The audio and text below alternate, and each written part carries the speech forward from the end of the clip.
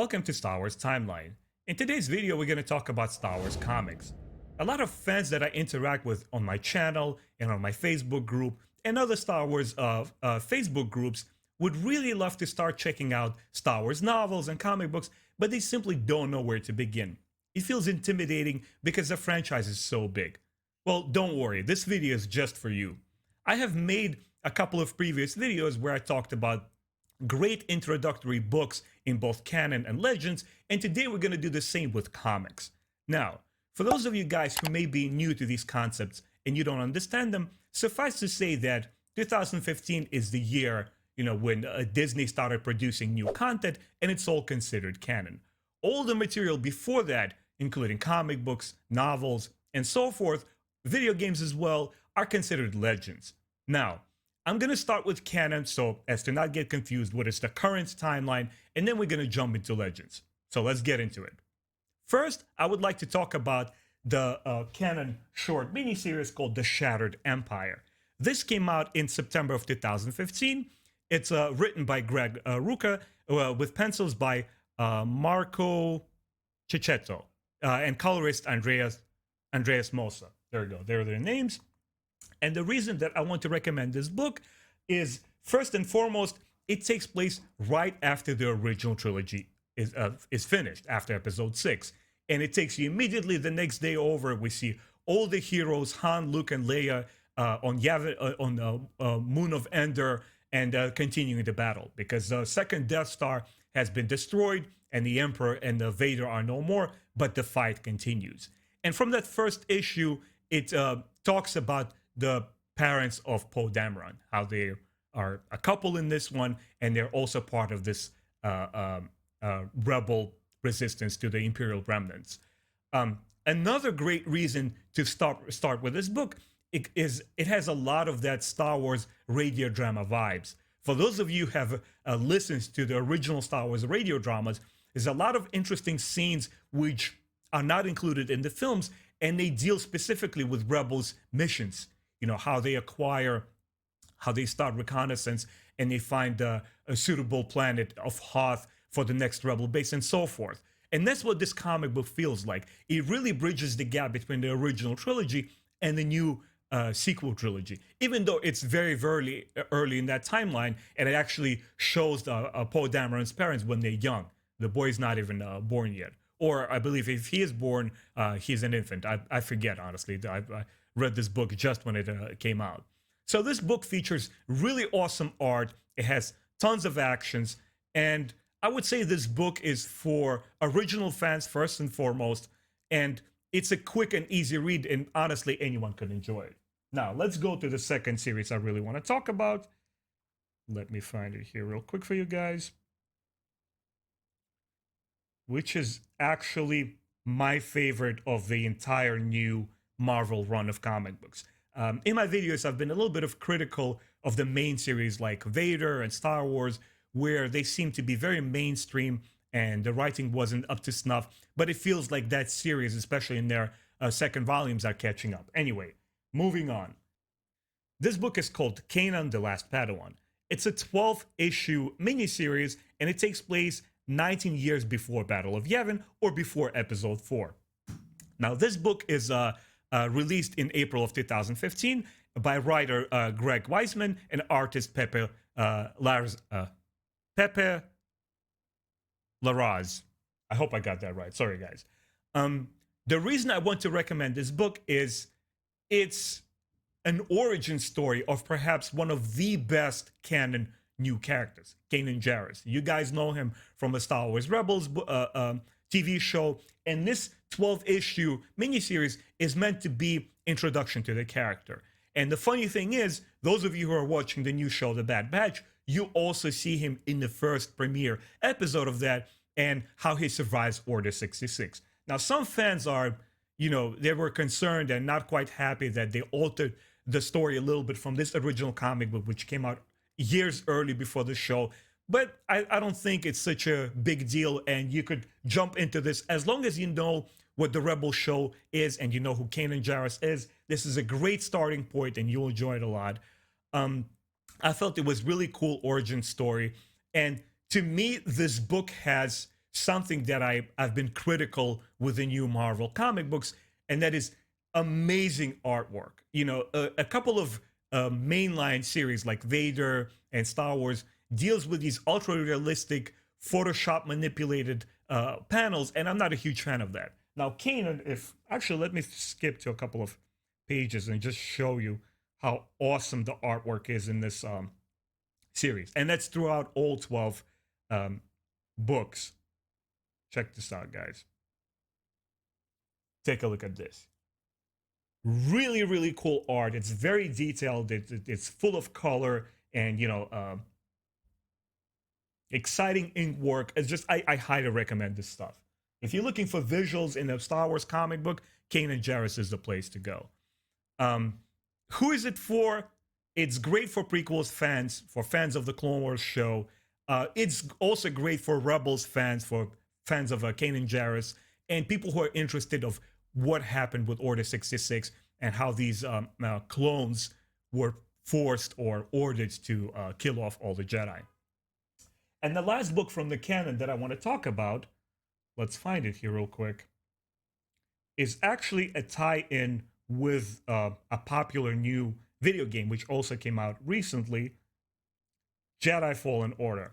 Now, this is a comic book series that ties obviously into the popular video game Jedi Fallen Order with Cal Kestis. This 4-part miniseries takes place 40 years before Battle of Yavin or before Episode 4. It was released in September of 2019, and once again, it was meant to tie into the video game and serve as a prequel to that. It's written by Matthew Rosenberg with pencils by Paola Villanelli and color by Arif Prianto. What I really, really enjoy about this book, once again, this represents some of the finest artwork in the new Marvel canon of Star Wars books. It seems like all the money goes into these smaller miniseries, whether they're 4 parts or 12 parts, and just have a look, guys. Sorry for the glare. I'm trying to use my actual digital comic books that I purchased. Take a look. It's just fantastic, fantastic artwork. And it follows one of the supporting characters from the video game, not Cal Kestis himself, but somebody that he meets in a hologram. I don't want to spoil things for you, but I felt it was a very, very interesting connection. Once again, it has fantastic artwork. It's a great tie-in with the video game.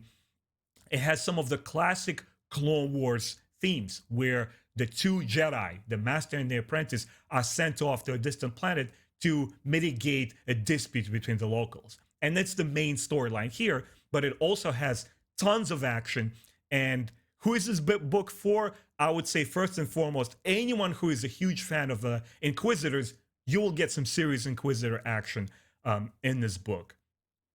Now, is there anything else I wanted to mention about this one? Let me just go over my notes. Well, yeah, basically, as I said, great Inquisitor stuff and great tie-in into the video game. If you enjoy both, you will have fun here. But honestly, you don't even have to play the video game to enjoy this book. Now, let's move on with the Legends comic books that I really want to talk about because I'm personally huge fan of those. Let's put this aside. Here we go, guys. The first Legends comic book that I want to talk about, it's quite interesting. It's unlike anything you will have read or will ever read in the Star Wars comics or even novels. This comic book was released in September 2014, and these 8 issues represent, and they're actually based on the early rough drafts of George Lucas himself for the original episode of New Hope. So the plot is quite different from the movie. The characters are all tossed around. It's a great window into what could have been. And the first thing I really want to talk about in this book is the absolutely phenomenal artwork. Let me show it to you guys. Take a look. Just beautiful, beautiful stuff. For those of you who are aware of Ralph McQuarrie, who was a visual artist on the original Star Wars films and how they went through several different iterations of what Obi-Wan Kenobi and Luke Starkiller or Anakin Starkiller would be like. This book has it all. It shows you young Leia. It shows you her interaction with Bail Organa on the planet. One more panel. I really want to show you the Obi-Wan Kenobi, who is the star of this book here, if you guys could see it. Boom. Just amazing, amazing art in this book. And it's a great balance between realism, but also comic book art. It has this very interesting golden age art deco feel to it to kind of tie it in with a time period that George Lucas was making this movie and harkening back to the older cinema. What else do I want to mention about this book? Oh, yes, almost forgot to mention. It's written by John Rinsler, based on George Lucas's rough draft, and the artist is Mike Mayhew. Now, I'm not sure if he's related to the actor who portrays Chewbacca, but that's his last name. So it's a fun look at what could have been, what the original Star Wars movies might have turned out to be if it wasn't edited like 5 times. It has an awesome Art Deco art style inspired by Ralph McQuarrie. It also has a lot of action. And one more thing that I wanted to mention is this particular version of the script shows a much more vivid inspiration of Akira Kurosawa, and specifically the movie called Hidden Fortress, of which George Lucas actually based his 2 droids, R2-D2 and RC-3PO, which correspond with the 2 samurai which begin that other film. So who is this book for? I honestly recommend it to any fans, whether you're a prequels or sequels fan or somewhere in between. I think anyone can enjoy it for its beautiful art, its interesting look into what could have been, and so forth. And obviously its legacy and its inspiration. Now, the next book I want to talk about, let's put this here. And this is called Star Wars Legacy. This is by far my favorite Star Wars comic book, and perhaps one of the greatest Star Wars stories ever told outside the original trilogy. I kid you not, guys. That's how good it is. And if you don't believe me, just Google it real quick. And this comic book series has reputation and a legacy to it. So Star Wars Legacy was written from 2006 to 2011. It ran for 50 issues, and it covers a time period which takes place a huge leap forward of 130 years into the future after Episode 4. And it focuses on brand new characters. You have Kate Skywalker, who is actually a descendant of Luke Skywalker, and also features one of the greatest Sith Lords you will ever encounter in Star Wars, Darth Great. Once again, if you don't believe me, just Google him real quick, and people talk about him on and on and on. And one of the things that I really enjoy about this series is that it's an interesting theme of not just good versus evil, but new fighting the past. Because I love that this book subverts your expectations and gives you Luke Skywalker's descendant that you completely don't anticipate. If you think he is a complete carbon copy of Luke Skywalker, this noble, naive young kid, completely different. So he represents the new. He's something that we have not seen before in the Jedi or in the Force-sensitive characters, versus a villain who actually comes from the Clone War era, Sharad Head. He's a Jedi Master of another famous Jedi Master as well. And he starts in that period, and he falls from grace. He leaves the Jedi Order. Something happens to him, which it's actually quite logical. It's not a plot hole at all. And we see him transport through time, and we see him in this series, which takes place in the future. And now he's a fully blown Sith Lord. There's also a great ensemble of other Sith with him along his side, like the Dark Nile. Again, amazing, amazing stuff, guys. I can't recommend it more enough. Let me see if there's anything else I want to mention about this. Who is this book for? Once again, great starting point. As long as you watch the original trilogy, you will enjoy it. And it's for fans like myself who enjoyed The Last Jedi, Star Wars Episode 8, which wasn't perfect, but it played around with the formula and did something new. But if you have like problems with a specific movie of subverting too much expectations, well, this book does it the right way. It does it in a very interesting way while honoring the past and original Star Wars. And the last book I want to talk about, which I don't think any comic book or Star Wars readers should be without, and I'll explain the reason why. Star Wars: The Dark Empire Trilogy. Now, this book came out in December of 1991, and it's actually a trilogy of titles. It ran for 6 issues of called Star Wars: The Dark Empire. It continued on with the second Dark Empire 6 issues, and it concluded with 2 issues of the Empire's End. So more or less, it's regarded as a Dark Empire trilogy, altogether comprising 14 issues of the books. Now, the reason that I mentioned this is very, very special is because it's written by Tom Veitch with the artwork with probably one of the greatest voices in comic book art, Cam Kennedy. Let me just show you a panel here. And I know it's quite a controversial thing to say because there are a lot of fans who are not fans of his art and say, well, this is weird, it doesn't look right. But as an artist myself, I have a bachelor's degree in animation, and I've worked for over 10 years in managing a comic book store here in New York City.